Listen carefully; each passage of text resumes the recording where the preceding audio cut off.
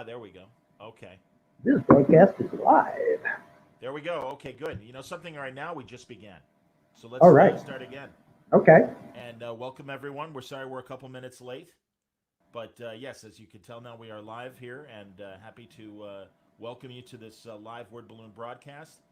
This is John Suntress, and I am happy to welcome a great DC Comics writing vet, a man who gave us The Life with Archie, The Married Life, was one of the editor of the Weekly World News and knows all about Batboy and a whole mess of other projects over the years. It's Paul Kupperberg. Welcome to the show, Paul. Hi, John. Thanks. Good to be here. Actually, And these days it's good to be anywhere. well, you know, hey man, I'm you look good, and I'm glad we're all surviving the zombie apocalypse. Yeah, it's good. I'm on the third floor, so I figure if the zombies can't figure out the elevator, I'm okay. And Jesse say what says happy stressful Tuesday to both of us. Oh well, thank you very much. Absolutely, man. Now you've got a new Kickstarter, and it's great because Paul, you have written. Have you ever counted how many comic book stories over the years you've written, Paul?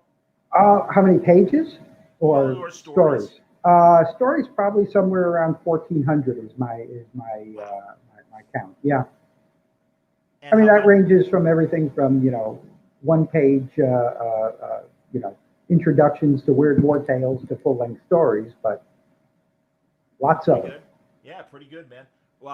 What were some of the Weird War tales? Did you work on any of the regular characters back in the day? No, this was before Weird War Tales had regular characters. It was just an anthology Weird War Tales. Sure. So uh, most of the stories weren't noteworthy except for a few of the artists that worked on them. Frank Miller, one of his earliest jobs in comics was drawing one of my Weird War stories.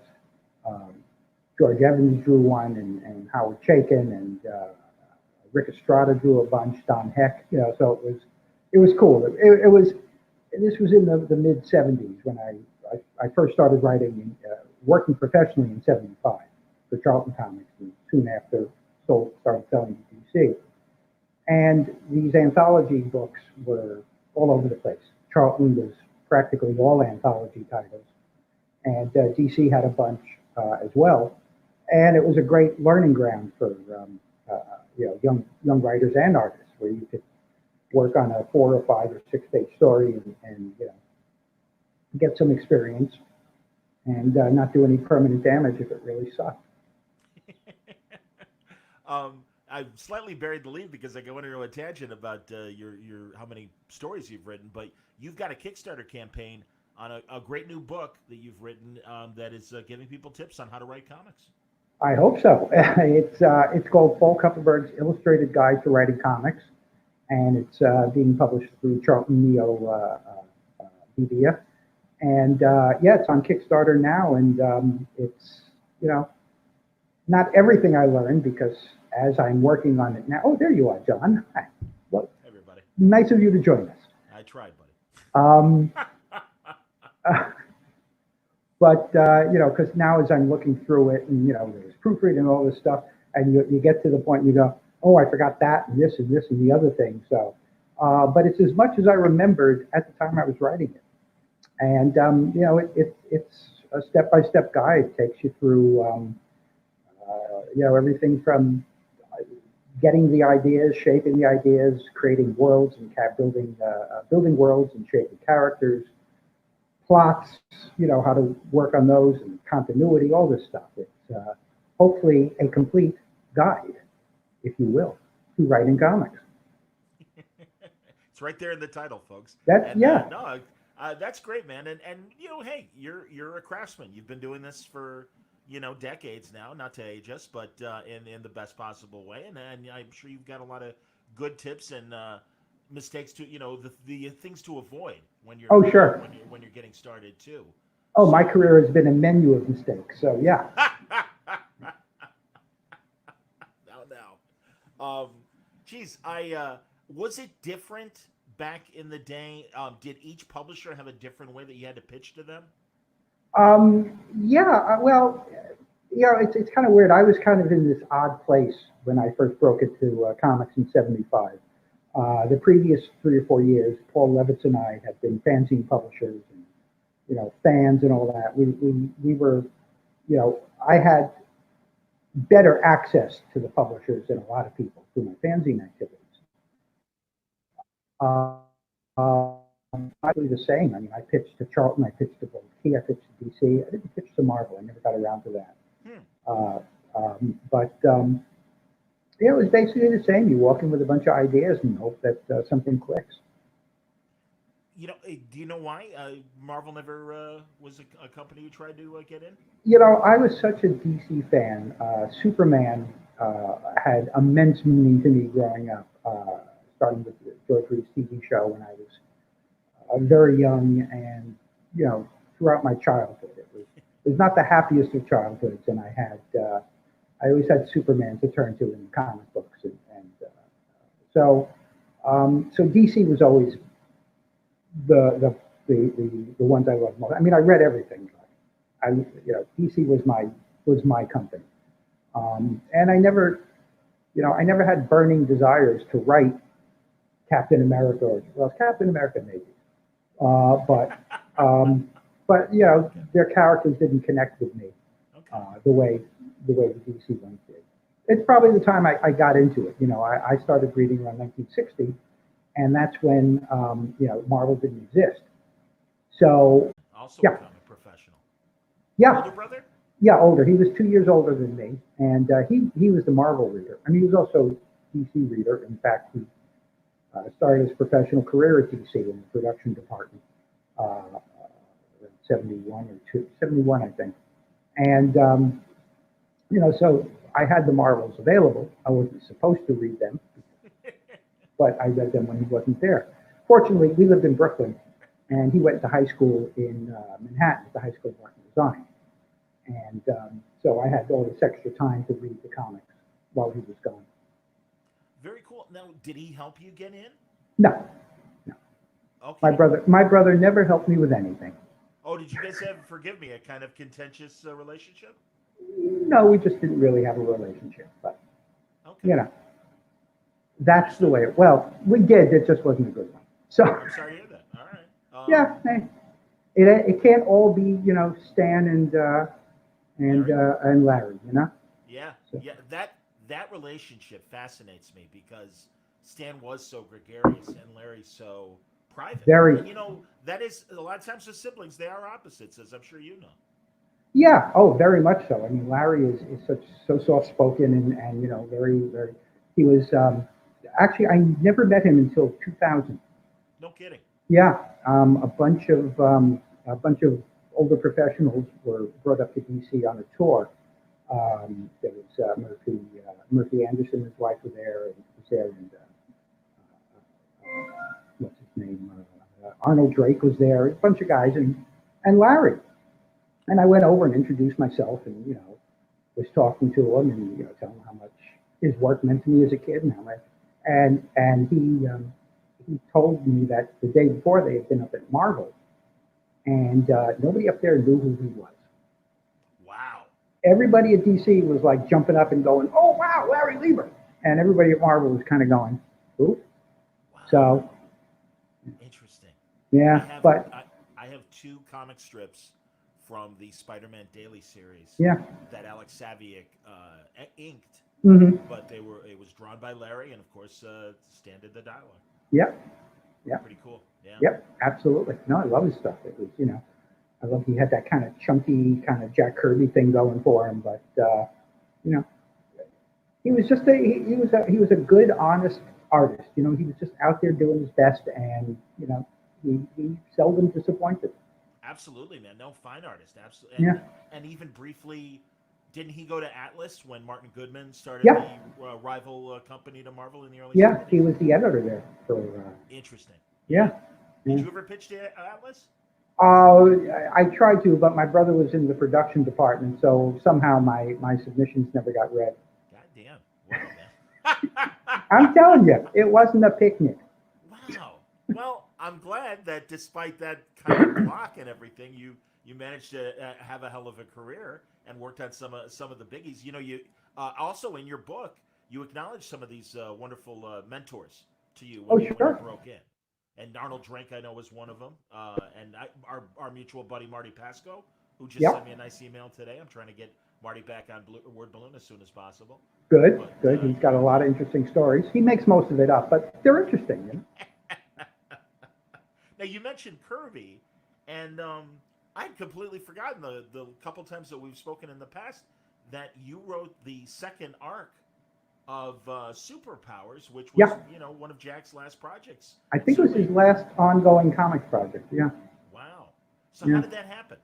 Um, I don't really remember. It was because when I got the gig, it was Andy Helfer as the editor, and he just, I guess he had one scheduled, knew I could handle all that kind of thing, and invited me to sit down and plot it out. We did and worked out a story and all that.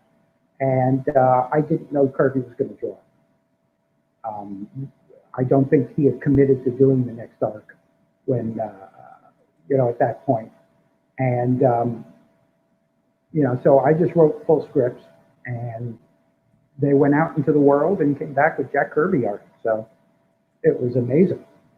That's cool. Was it that kind of thing where you guys didn't communicate directly and pretty much went through Andy in terms of the collaboration? Never spoke to him. No, Wow. Did you not ever a, not meet a him in word. the past? Hmm? Had you ever met him in the past? I met him. I met him a couple of times. I met him in the early in the early '70s once or twice, but always in passing and always kind of that. Wow, Jack Kirby, you're great. We love you. Now it's you kids. You're the ones doing all the great. So it was always very casual and very very brief. So I never really got to know him. Who were your editors when you were first starting to write? My very first editor was Nick Cuddy, who was the assistant editor at Charlton Comics. He just Cool. he just passed a few weeks ago, which was very Did sad. he really? Oh, I'm so sorry to hear that. The Yeah, creator of E-Man, among other things. creator Yes. of E-Man with Joe Staten. Yeah, just Yes. did a lot of great work at Charlton. Brought in a lot of great talent, and me. But he brought in, he was the guy there that when they were hiring guys like Byrne and Zek and Mike Zek threw my first story at Charlton. Yeah, That's great. yeah. I Jeez. mean, it was one of his early jobs, but I think Steve Ditko drew the second or third one. So, you know, but yeah, Nick was a great editor and a good guy and always very generous and helpful. That's It was sad. We lost to Victor Gorlick from at Archie Comics, also that died a week yeah. or two earlier. Yeah. And I'd worked with him a lot on the Life with Archie stuff. And, another good guy, another one of the quiet little heroes of comics that you don't hear about. The guys behind the scenes. Completely agree. I spoke to him 2 or 3. It was when Sugar Sugar. It was the 50th anniversary of Sugar Sugar that Uh-huh. year, and A great song, by the way, an underestimated pop song. absolutely, man. No, and I think has endured the way other pop hits don't necessarily, and Yeah, really iconic. And what a crazy fortune of events in terms of how Archie managed to get that song, because you probably know the history of it as well, that it was yeah, originally intended for the Monkees, yep. and they passed it up. Hmm. And Kirshner just went to a bunch of studio musicians and goes, "I know this is a hit. Let's do it." Yeah. And yeah, Victor told the story from Archie's point of view. Yeah, I'm sorry that I didn't get a chance to really pick Victor's brain, because obviously, as you say, a man that really, his career spanned I over was 50 years, 60 years. just over like 62 years. I had spoken to him about a year ago and mentioned casually if he'd be interested to sit down and do a career spanning interview because he had never done one as far as I knew. And he went, yeah, I guess you set something up. And I finally, I got around, I mentioned it to John Cook, and he goes, oh yeah, that would be interesting. I'd like to. And then, of course, my usual sloth set in, and I never got around to it, and the opportunity was lost. So, Uh, Joe yeah, Kubert, that happened with me with Joe Kubert. yeah, We agreed in principle. It didn't happen. A couple other creators who are still living but have decided never to do podcasts again. So those doors closed. But you know what? Yeah. Oh, it's yeah, always woulda, coulda, shoulda, and I totally understand. And mhm, yeah, that's a shame. I mean, we got to rely on Victor's friends and the stories they got. I mean, I spoke to Mike Pellerito, one of your guys at Archie, about Victor's passing, and he gave me a few Victor stories, and secondhand Victor stories Yeah, as well. Yeah, yeah, it's no, hey man, the 20th century really, and especially the earlier decades, your pre 1990s, so little was really videotaped, and it really is going to be yeah, the last time, as opposed to now, including this conversation yeah. that's being recorded. That's So right. it's really important to get the story straight, and especially those early years of comics from the Golden Age through the Yeah, Silver and Bronze Age. it's April 3rd will be I'm touching my face. I shouldn't do that. April 3rd will be my 45th professional anniversary. It's the Congratulations, man! That's fantastic. Thank you. Wow. It is it's the date on the acceptance letter I got from Nick for my first stories of Charlton. So, and when I look back at it, I got in the business in 1975 when the comic industry was like 30 years old, 40 years old, excuse me. Um, and that meant all the guys who invented comics, who created the industry, most were still around. Most were still alive, and they were in their 60s. Not old, not really that old. And I got to meet so many of them. My paths crossed, and um, I was, I was un- unfortunately, all of them you want to grab and sit down and get the stories, and you can't. Um, Sure. and I feel bad about some of the opportunities missed to learn from these guys. But you Was know, places like I've heard in the past, Friar Tuck's, wasn't that a big DC hangout back in the 70s? Friar Tuck's was a big hangout. Uh, Later on, there was a couple other places. Well, there was the Old Times that was down in the concourse in Rockefeller Center. Um, they had a mediocre buffet and waitresses in very short skirts. Um, Those are and the then there was days. Naked Pizza. Naked Pizza. Naked Pizza, yeah, that was at 1700 Broadway. There was a pizza place right next to a strip joint. So it was referred to as Naked Pizza. Yeah,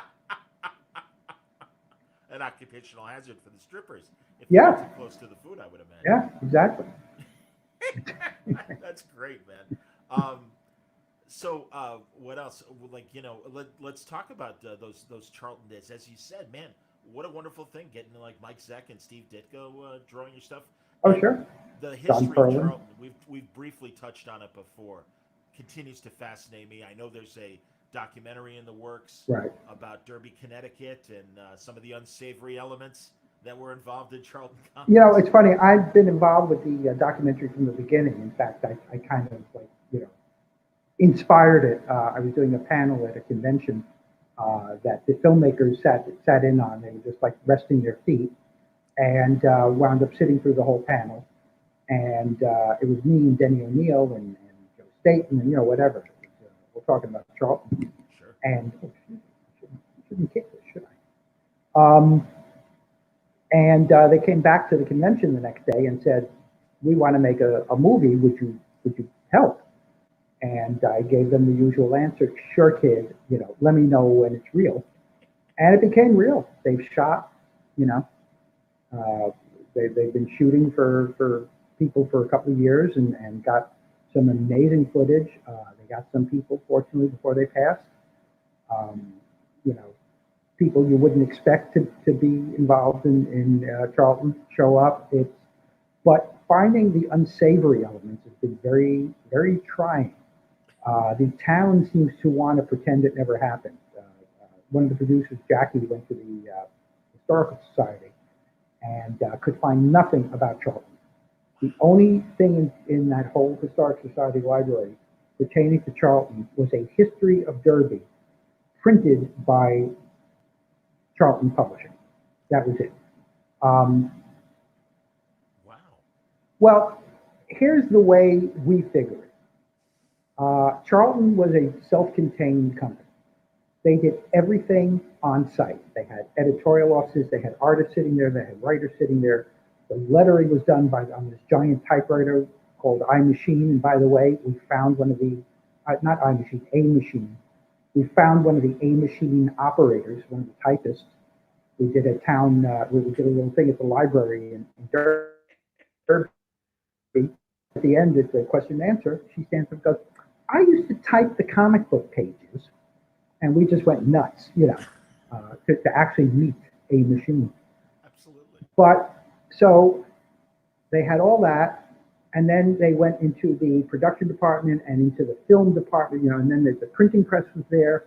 And at the other end, they rolled it into trucks, and the trucks distributed the magazines, across some of the country. Charlton didn't have the greatest distribution because of that.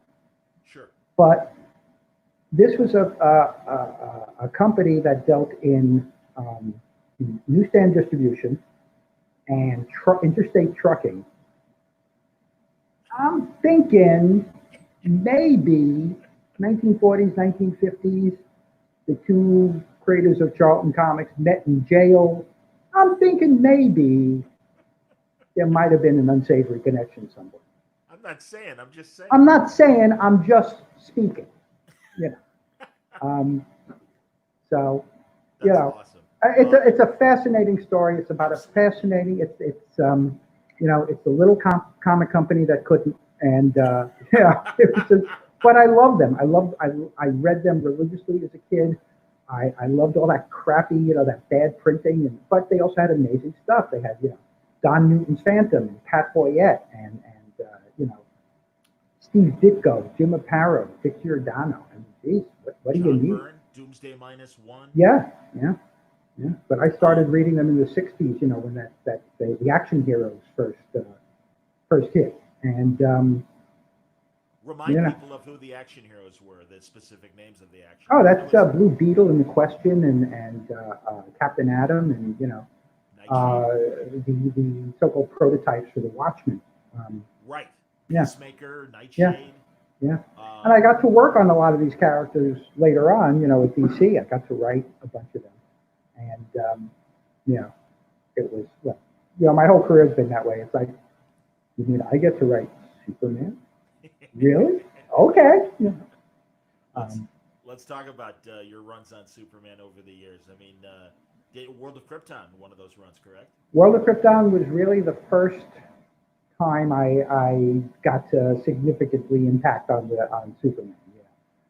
That was originally done as a 3-issue arc for Showcase, and the Showcase got canceled, and World of Krypton, the 3 issues got put in the drawer.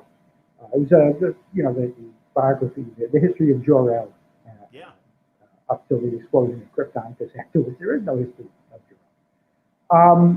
And a 3-issue arc.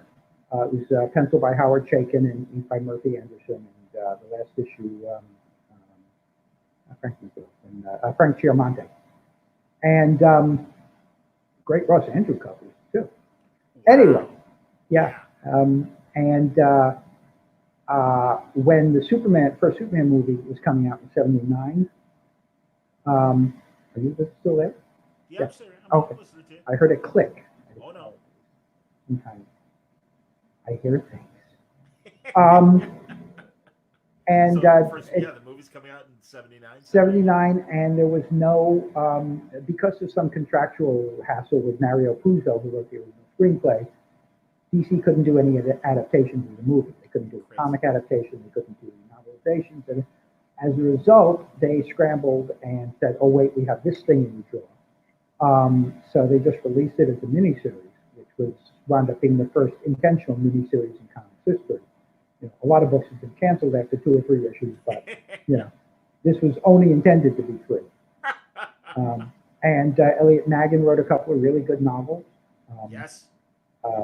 That had nothing to do with the movies, but so good stuff came out of it. It's so interesting, like you said, that there was this contractual thing with Puzo that didn't allow the movie adaptations. I just spoke to Jerry Ordway at the beginning of the month about the Batman '89 books. And so, in your capacity as an editor, did you ever oversee any movie adaptations? Yeah, 2. Which one? Cool World. Great movie.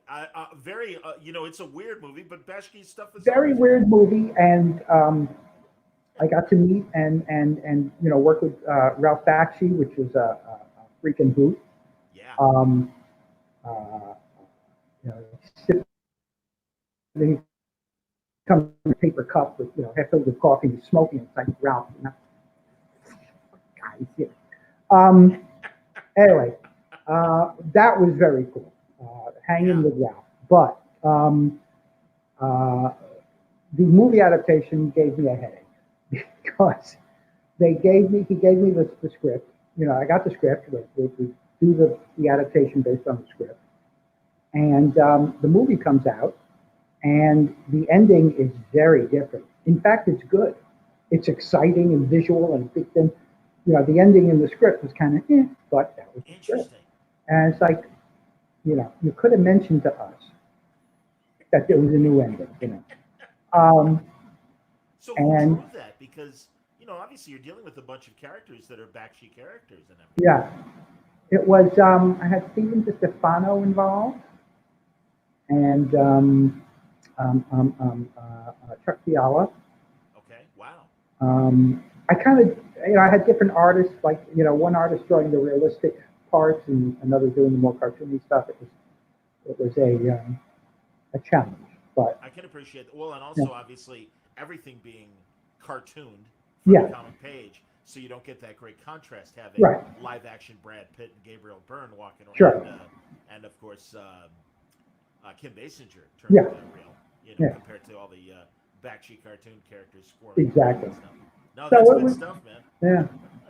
And then the other one was the Stallone Judge Dredd movie. Oh wow. Yeah, and I was very proud of it. Andy Helfer wrote a great script, and I got Carlos Esquerra, the co-creator of Judge Dredd, to draw it. Outstanding. And we had likeness rights, so I had Carlos drew Stallone, and we sent it to for approval, and we get back. Sly isn't happy with the way his lip looks on this and this and that. And it's like, I'll bet Sly never even saw this stuff. These are his little toadies, like anticipating what he's not going to like.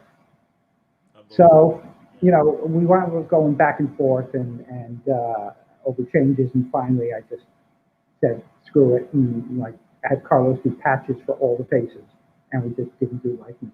So, but still a nice looking book. That's awesome, man. Well, Yeah. and again, this is something to keep in mind for people that hopefully will support your Kickstarter for the writing comics book, the how to, because in addition to being a successful writer, you are a successful editor for quite Well, some I was time. an editor. No, yeah, I mean, it gives you a very different perspective than if you just spend, your time on one side of the desk. Being an editor as well is, it kind of helps you sharpen certain skills because you're able to kind of focus on six different problems in six different books and figure out, help. I mean, the editor. My philosophy as an editor was hire the best people I possibly can and sit back and let them do the job because that means less work on me. Sure. So, yeah. And also, what do you want? You want a creator's best. You want to leave them alone and let them create. Um, the editorial department didn't always agree with me. Those Wednesday shouting meetings, Wednesday afternoon. Why is this book late? I don't know. Anyway, but yeah, it enables you to kind of focus on certain skills and really sharpen them. I mean, I found it helped me as a writer. It was kind of, um, uh, you know, it was a next step in my evolution as a writer, I think, in some ways, because it kind of allowed me to step back and look at these things differently. I mean, I've been an editor in different things before that, but I worked on a magazine in the late '70s and early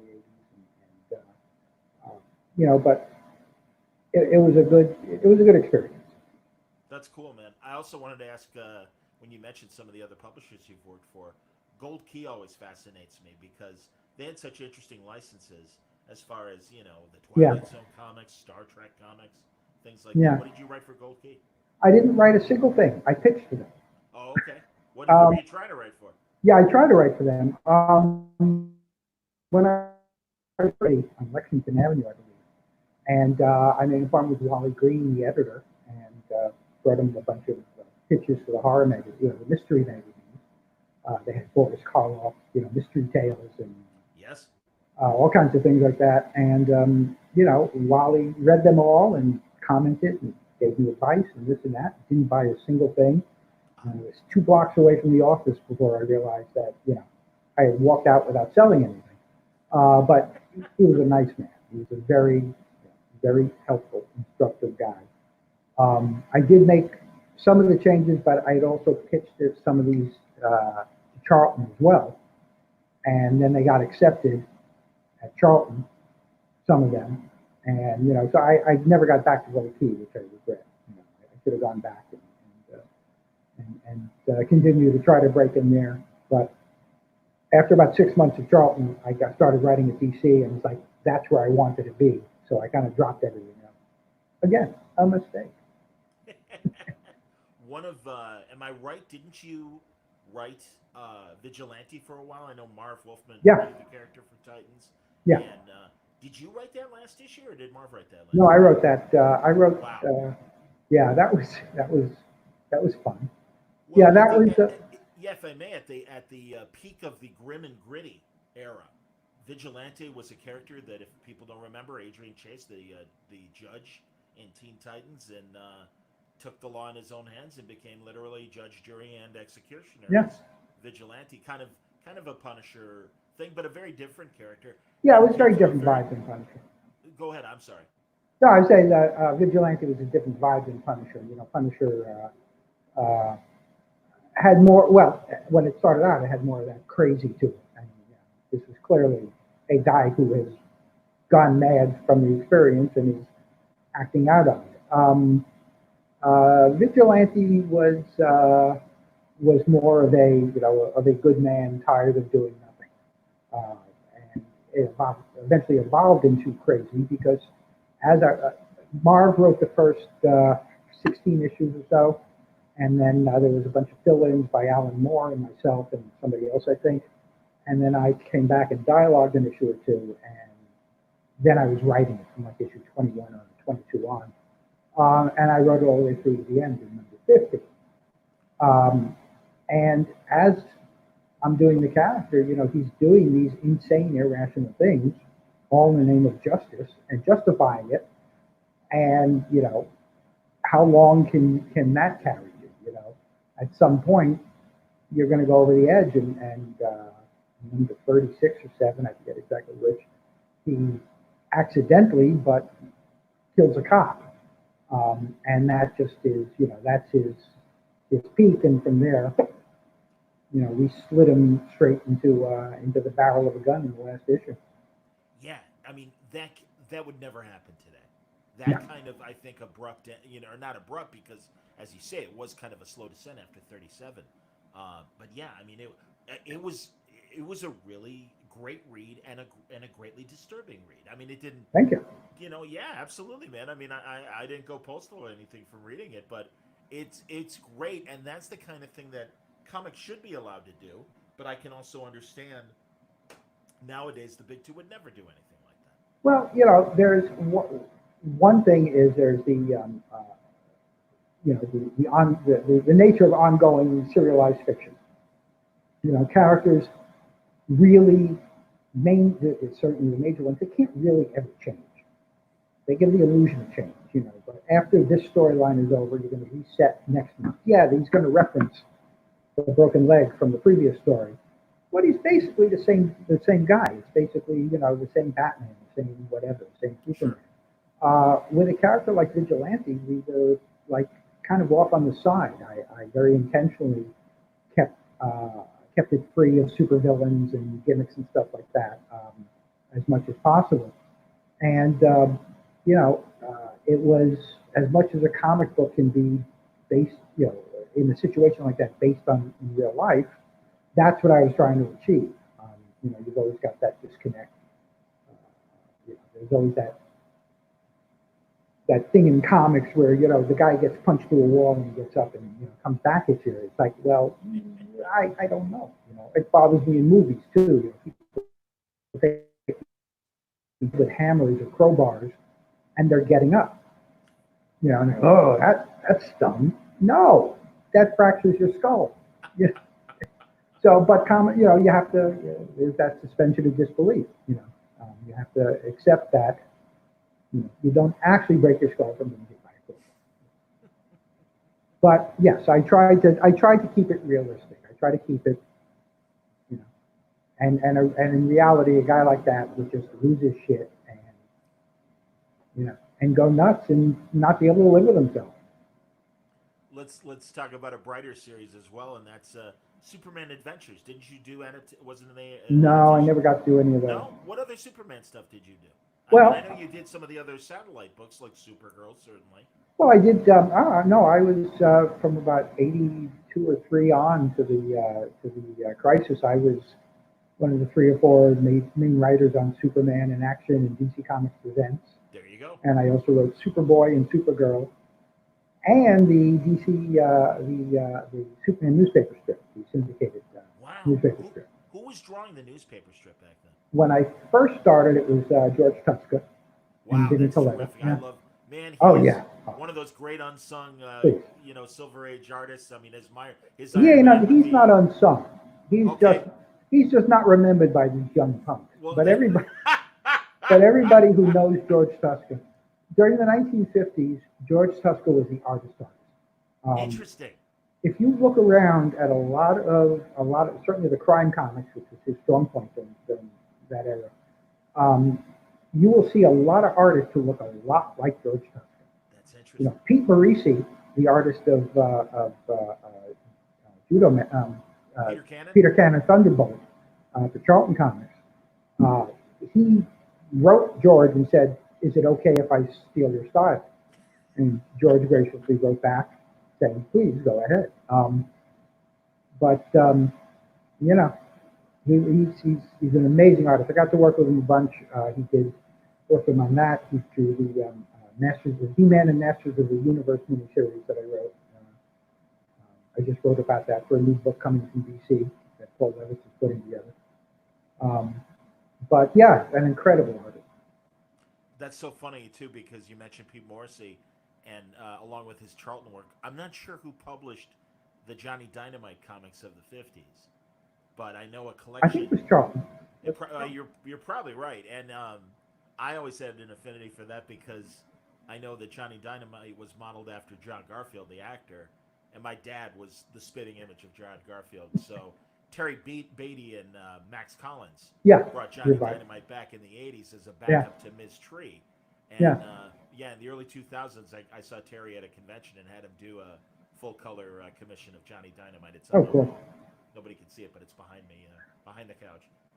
But yeah, it's no, it's one of my favorites. And yeah, Tuska. What I loved about his Iron Man, of course, was that little notch for his nose on the faceplate that Yeah. only Tuska would do. Nobody else would do it that way, and it was fantastic. Well, that was actually I don't know if it's apocryphal or not, but one day Stan walked into the bullpen and picked up an Iron Man page and looked at it and said, it was Iron Man profile, and he looked at it and said, "Where's his nose?" Meaning, where would his nose go in this mask? And everybody took it to mean that the mask should have a nose. So again, I don't know if that's true, but that is the story. I love that. That's outstanding, man. And yeah, did was Gil Kane drawing your Superman for a while, or was He'll it? never drew any of my Superman, but he did draw a Green Lantern Corps annual that I wrote with That his doesn't light. sound. There you go. Yeah, yeah, Wow. Who were yeah. some of your other Superman collaborators? Kurt Swan, Yeah, that Kurt doesn't sound Schaffenberger, um, certainly. Alex Saviuk, Yes. very early on, Eduardo Barreto. Oh, Um, fantastic, man. yeah, yeah, worked with some good guys. Hell yes. Absolutely. No, that's wonderful, man. That's terrific. Um, and yeah, like I loved your Superboy. I thought that was a great run, and your Thank you. Supergirl was a great run too. Thank you. Um, you know, and Power Girl, right? Yeah, I did. I picked up after Crisis, Power Girl, they retroed her origin to, this was Jerry Conway, and Bob Greenberger came up with fitting her into Ariane, Right. making her Ariane's granddaughter. And he had been Ariane's sent to, character wasn't and available. Ariane was my character. So I wrote the Secret Origins revival of that. Very nice job by Mary Wilshire. Um, and then after that, there was a mini series and a bunch of stories in Justice League Quarterly. We should point people, and it's because to some of your prose writing over the years that I'm sure might still be available to purchase. Didn't you take a lot of the Arian themes and write a new story? I That Yeah, I wrote. I contributed to an anthology at one point called Oceans of Magic, and the story I wrote was essentially, my last Arion story. If I could finish off the series, this would have, at that time, 15 years after the series had actually ended, that was my idea of how I would have ended it. and you just recently, the last time we spoke on Word Balloon, we were promoting your crime novel that was set during the 50s and Yep. kind of the last years of the golden age of comics. Yeah, it's set around 1951 or 52. It's a murder mystery, and it's called The Same Old Story, and it's available at crazy8press.com or on Amazon. Yeah, it's about a freelance writer who his dad had been a homicide cop, and he kind of writes pulp stories about this homicide cop's dad under a different name, and this is an actual murder in the industry. A writer dies based on Bob Kanigher, because, as I recall, everybody wanted to kill Bob. And uh, and then so this is the novel is kind of his version of the murder and the investigation through his character's point of view, and the real life situation, kind of fact and fiction kind of get confusing for writers sometimes. That's great, man. No, I enjoyed it, and I Thank you. absolutely recommend it. And again, as we're looking for distractions during the current status quo, you could do a lot worse than the same old story. So I would definitely Well, thank you. seek Yeah. that out. Yeah. Absolutely, man. No, it's a lot of fun. Um, and And I also just put these out, little self-publishing project. These, Pictures and words, and what's the other one called? they're both called Pictures and Pictures and Words, Words. 1 and 2, and there's two more to come. But these are photographs taken by my father in and around New York City around 1950, give or take a few years either way. And I wrote little prose stories to go with each one. So, yeah. Also available through the website right now? No, actually, you could get in touch with me at pcups55 at yahoo.com, and I can make copies available. Very cool. Yeah. That's cool. Yeah, man. Honestly, I feel for you because I know you're a guy that will do conventions, obviously, and Sure. you always have a good table of things. I remember picking up your coloring book that you Mm-hmm. were selling at Terrificon last August. Right. And yeah, so I'm glad to give you this opportunity to talk about things that might be available either through mail order or digital and everything during all this. Yeah, well, I mean, I'm also involved in Charlton Neo Comics, which is a little self-publishing group that we set up a few years ago. Mort Todd, myself, and Roger McKenzie. We all kind of got together on a Facebook group, and it turned into a little publishing group as well. So, if you can check out Mort Todd, morttodd.com/Charlton, and you see all the books that we've been publishing. Some of my stuff, some by Roger, some by Mort. Reprinting a lot of classic material. And again, my writing book is being published through there as well. And you can check that out at morttodd.com/cupbook, Kupp book. Cup book. Okay, Yeah. very cool. And then, yeah, because I know, again, I know the last time we spoke, you had the two Charlton Neo anthologies, Jungle Love and a romance book, as I recall. Correct? Yeah, there was Paul Kupperberg's Secret Romances collected issues that I previously published along with a new story covered by Steve Lytle. The cover by Steve Lytle, the story is not. But Cool. Yeah. and then there was Lost Jungle Tales. There we go. Uh, Lost Jungle yeah, Tales.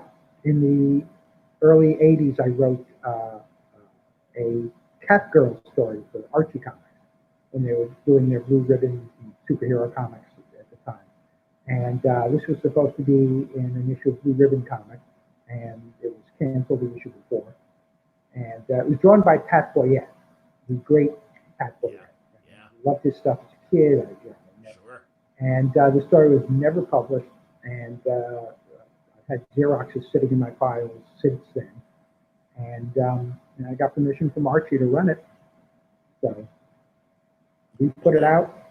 Yeah, and Mortad had a couple of Pat Boyette Jungle Jim stories that hadn't been published, so we put that all together in one package, and it was Jungle Tales.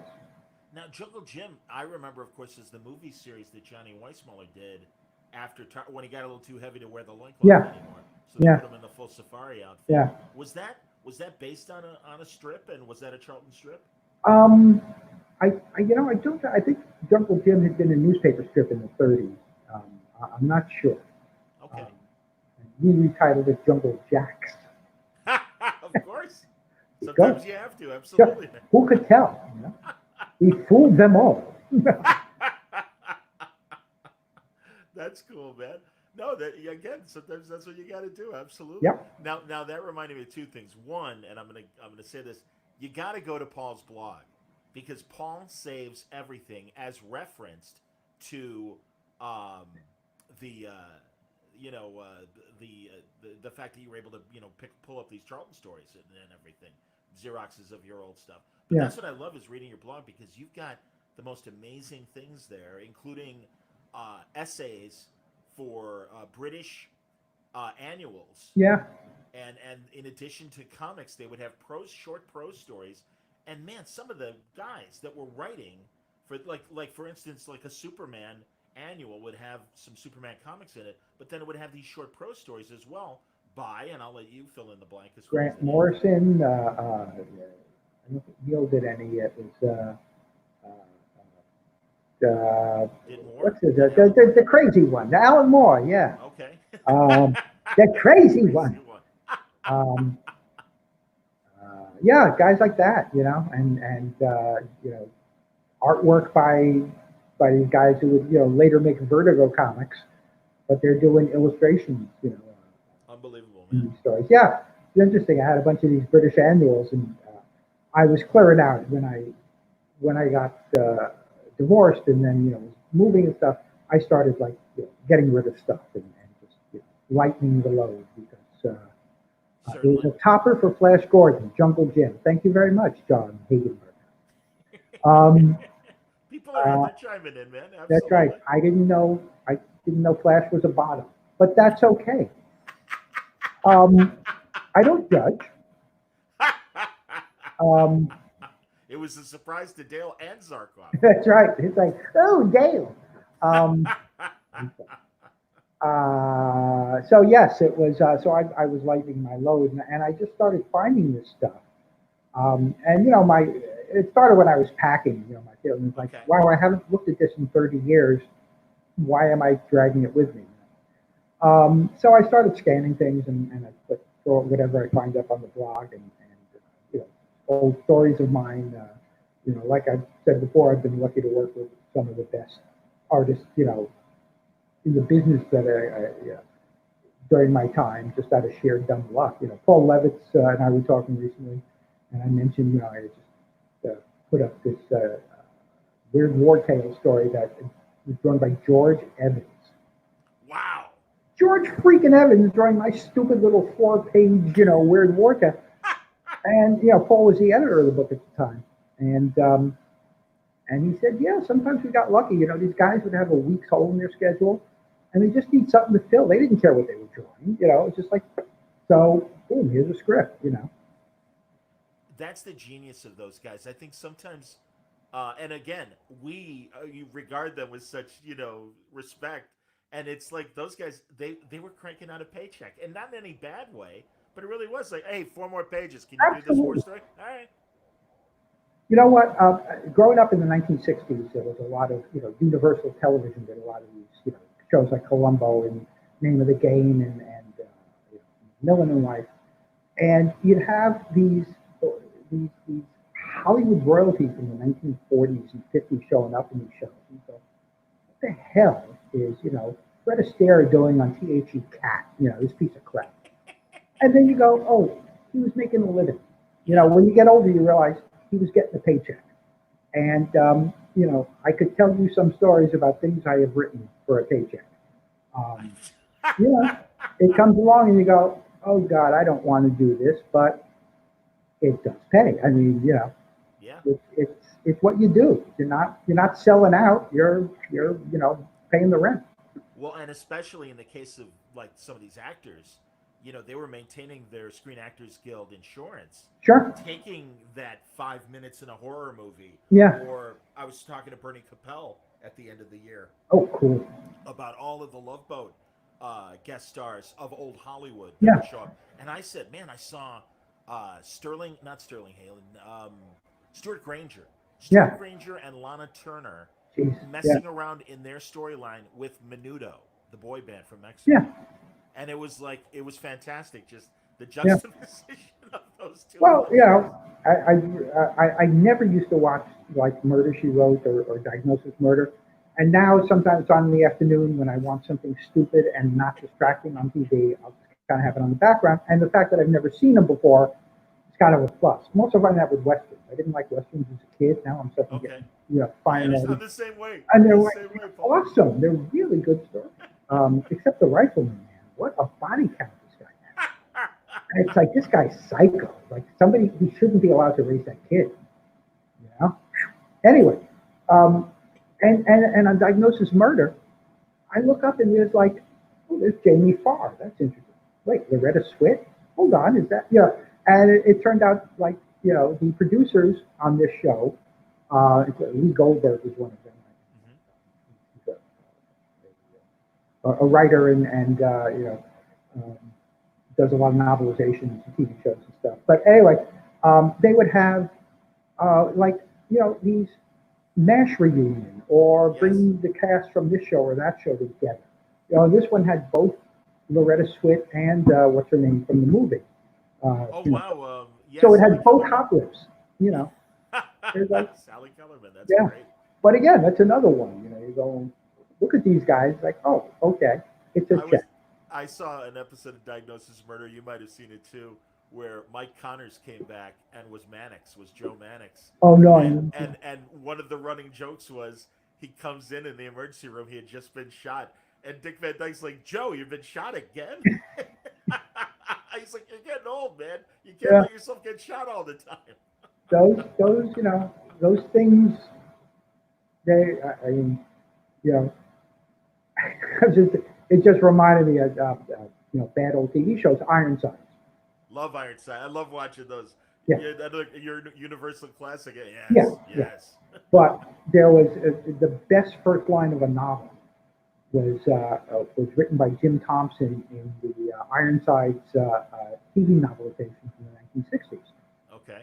And the line was, "It was the kind of place that if you didn't spit on the floor at home, you went there to do it." Who doesn't want to read more? You know, that's Jim like Thompson. Jack. That's like Jack Webb's old show, Pat Novak for Hire. He had the best Yeah. analogies on that show too. That's fantastic. Oh, cool. All right, I'm not That's familiar with that. That's a Jack Webb show. I do not know. oh, it's a pre-Dragnet show, and it Oh, is so wow. worth. If you go to that Internet Archive, this Okay. is for this is for everybody. Oh my God, Pat Novak for Hire was one of the best radio detective shows, Nice. and Webb was perfect for it. I, And I yeah, love I love Jack Webb. There's just something about oh, he's fascinating, and also just his whole. I mean, Good Lord, the man had Julie London. He was married to Julie London, Yeah, who was like the Madonna of her day in terms yeah, of jazz chanteuse, like sexy woman and everything. yeah. Just crazy. And yeah, and then of course they break up, and then she and Bobby Troop get together, and they're on Jack Webb Show Emergency That's together. right. That's right. Another good show. You know. Um, Absolutely. The other thing is you were talking about that Archie let you do the things for your newer books. I gotta bring up again the Life with Archie series was so great to read for Archie Comics that you were a big part of scripting it, and it really was terrific because it was this still family friendly but adult take on Archie and their yeah, adventures as adults. yeah. It was an interesting experience. I mean, it was great. It was one of the best writing gigs I've ever had. You know, just in terms of I first there were no superheroes, which is great. You know, and when they said to me, go ahead and tell grown-up stories, and I come in and say, well, what about you know Cheryl Blossom breast cancer? Go ahead. What about gun violence? This guy gets shot by go ahead. Gay marriage?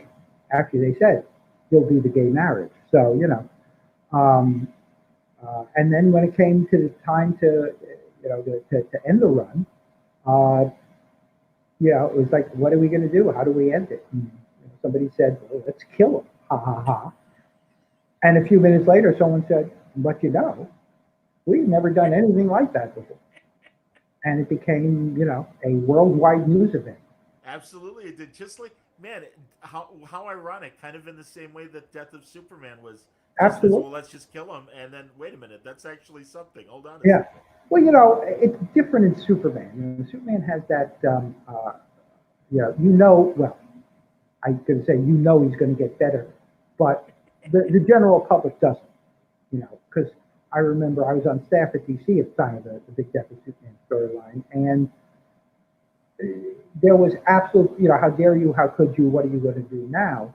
And it's like, relax, chumps. We've done this 13 times before. He's been dead a lot. He's good at this. Um, but when it comes to a character like Archie, um, John We'll get Byrne. to him. Okay. We'll get to him. But when it comes to Archie, it's like I had, I killed off Miss Grungy. I thought that Miss Grundy, Grundy. and I thought that was like, well, that's pretty daring. I thought that was incredibly daring Yeah, as I was reading it. yeah, Absolutely, man. All bets were off at that point. absolutely. It's like, here's what we're going to do, but they never said no to a single thing, and they let me go. How many years was that storyline? It was 37 issues all told. Wow, that's Yeah, amazing. And I yeah, and I want to point out too because we lost him in the last couple of years, the great Norm Brayfogle.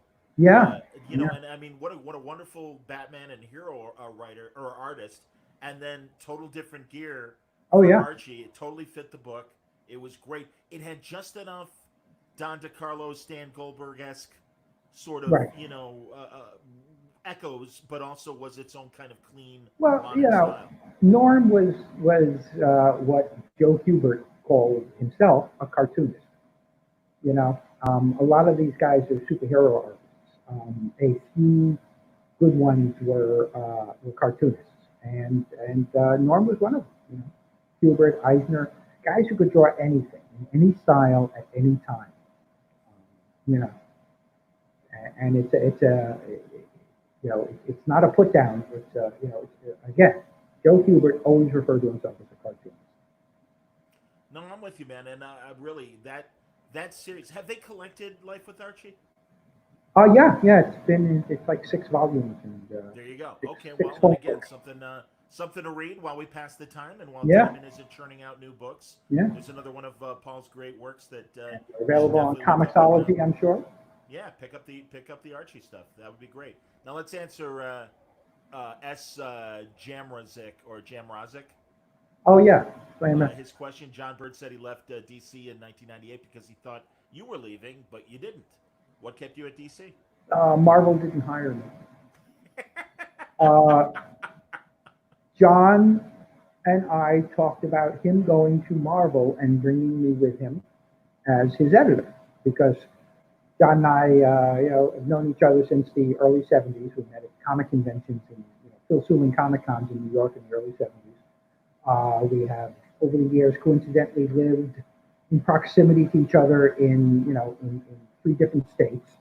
And so uh, and again, like I said, and that's the way I treated John because you don't hire John Byrne. Oh, excuse me, I'm back here. Hi. You don't hire John Byrne if you don't want John Byrne. So don't tell him how to do comics. If you don't like the way he's going to do it, don't hire him. Sure. Right. Um, so we went into to Marvel and kind of like they like John. Sure, yeah, we'll take you back. Things are crazy here right now. I don't know if we're hiring. And yeah. So I stayed at DC until 2006 when I left to go to Weekly World News. Yeah, tell us a bit about the Weekly World News experience.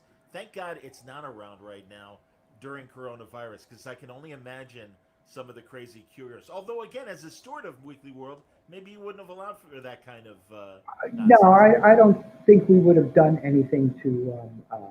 We recognized that our place was to entertain and do some satire. Sure, Um, Bat Boy. yeah, Bat Boy, and even I did a lot of political stuff. But I also did a lot of wacky stuff. My favorite story was about the fight that broke out at the dinner at a dyslexic convention because everybody thought they had to win raffle tickets. So I could do wacky stuff like that, and I could also do the stories about Abraham Lincoln being a cross-dresser and you know uh, uh, George W. Bush having a little mouse that he called Topo Gijo advising him. Remember there was that bump in his behind his suit one day. He was at Yes. some place and there was this lump in his. And I wrote a story saying it was a little mouse that he carries with him, who advises him. The About mouse is Lincoln, upset though because his name is like Ralph, not Topo Gijo. about Lincoln, I have to tell you, Brad Meltzer. I'm like, what is the craziest um, conspiracy theories that you get sent daily, especially when he was doing that show on the History Channel? Yeah, And he's like, literally every day I get at least 50 emails explaining to me emphatically why Lincoln was gay. And I'm like, okay, that was the last thing I expected to hear, but I'm like, all right. yeah. I know. I've heard that. It's the old John Steele story. His law partner. He and his law partner lived together. That's And hilarious. I didn't know. I didn't slept know in, and they John slept in Steele the same sounded like bed. a Charlton hero. I didn't Yeah, realize I that. know. But they slept in the same bed. Well, and yes, and of course, this was. But back in the 1850s, if you were a traveler on the road and you stopped at an inn, likely you were going to be sharing your bed with a stranger. Well, People and slept further together. that it's not like they had central heating. They'd be Right. lucky if there was a fireplace. So yeah, a Yeah. lot of it really was just to keep warm, for Christ's sake. It's space and warmth, and let's face it, homosexuality wasn't invented until Oscar Wilde. So, Now you're but talking to a Greek guy, so I know my ancient history of my people. So. I back away cautiously. Yes. Very nice. Um, no, man, and also I mentioned that you oversaw a bunch of Mad collections over at Mhm. DC in the years as well. So I think you were well suited for Weekly World News. Oh yeah, yeah. I mean, I grew up on Mad as everybody does or did, but through the early '60s and stuff, we had an older. My father's cousins gave us. Actually, my brother Alan gave in his collection of Mad magazines, which started from the beginning when he went off to college. So that was the early '60s. So I grew up idolizing this stuff. And a few years later, I'm working in licensed publishing at DC, and now I'm working with these guys and put together collections. And, The cast of idiots. yeah, no, it was just amazing to be sitting in the office with Nick Neglin and John Ficarra and all those guys, and even Joe Riola to a certain extent, but he wears thin after a while. But it was just fun.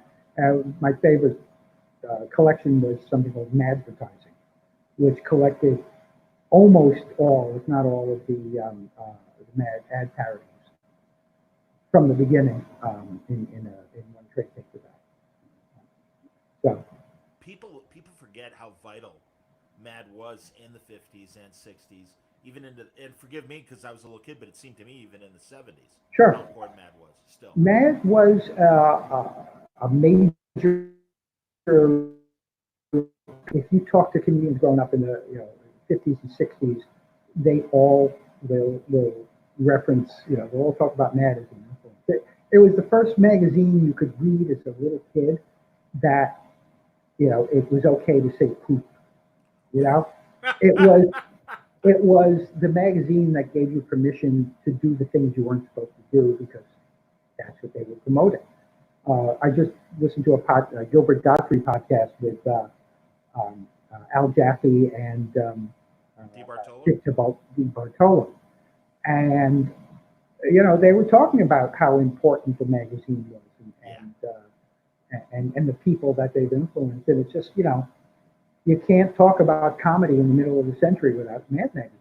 And to even be, I could never sell them a bit. I could never sell them an article. I tried, I'm sitting there and I was trying. And they'd even have me sit in like, editorial meetings and the top 20 and pick categories or help us write this joke or whatever. But I did make one appearance. I got my photograph in that big, you know, in one of the Fumetti things. That's cool. Jesus, that's excellent, man. No, I agree with you, and I heard that podcast too. I met Al Jaffe at the Society of Illustrators in New York, and it Mm-hmm. was when they were coming out with a collection of timely pulps, Right.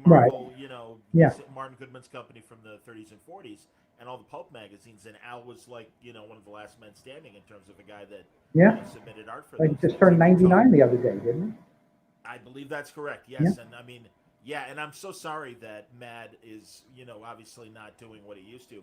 I know they're still coming out with issues, but a lot of it is old stuff Reprint. that they're reprints, and I don't imagine they have out or doing the fold-ins anymore. Yeah. I mean, yeah. It's a shame, but Yeah, it's the world changes and things, nothing stays the same, unfortunately. Well, I don't know if it's unfortunate, but who knows? I mean, just I guess at the moment feeling like we're in the middle of a paradigm shift in civilization as we know it. Hard not to get a little like, you know, nostalgic. yeah, well, yeah. But, hey, remember before the days of the plague? Boy, Wasn't that exactly. fun? When we shook hands, it Remember meant that? Oh something. yeah, sure. Oh, years ago. I Yeah, know, Paul, and I know we have no idea what the world's going to look like when we have a moment to come out of this and are able to walk in the sunlight again. yeah, It'll be a different world, but I guess we'll adjust, and I'm curious to see what conventions will look like, yeah, if that things like that, and that's why I appreciate you coming on, and while we're all kind of locked in, that we can talk about this stuff live, and yeah, also share it with the Word Balloon audience on the podcast afterwards. But yeah, I mean, all the best, and again, thanks. give people the title of the book and where they can go to support the Kickstarter campaign. It is Paul Kupperberg's Illustrated Guide to Writing Comics, and you can either check my Facebook page or my Twitter page. I'm spamming the hell out of social media with little ads and stuff for this thing to keep it going. So, or you could just go straight to Kickstarter and type in my name, and you'll either be thrown off the internet or you'll come up with my book. That sounds good, man. No, and same old story is the The same old story is my mystery novel, and then yep. there's also a collection of short stories called In My Shorts, Hitler's Bellhop and Other Stories. Hitler's Bellhop is a what if portions of a what if Jerry Lewis wrote a Hitler comedy movie. You might want to check that out, kids. Um, That sounds great. You had me at a low. Absolutely, Paul. Hey man, seriously, it's always great seeing you at conventions. Same I here, know John. eventually we will see each other. I hope sooner rather than later. Indeed, and at least at this moment, through the magic of the internet, we can see each other. And you Yep. look great. You Stay too. healthy and stay safe. And thank you for doing this. This was really impromptu. We were just going to do audio, and you Yeah, suffered through some of my technical difficulties, but I think we made it through. it's all right. The burns are healing. So, yeah. And I'll talk to you soon. And anytime there's something new, you know you're always welcome back for a new Thank you conversation. very much. It's been fun. All right, that's it for the broadcast, everybody. Thanks for Excellent. joining us, and we'll talk soon with another guest on Word Balloon Live. Thanks a lot for doing it.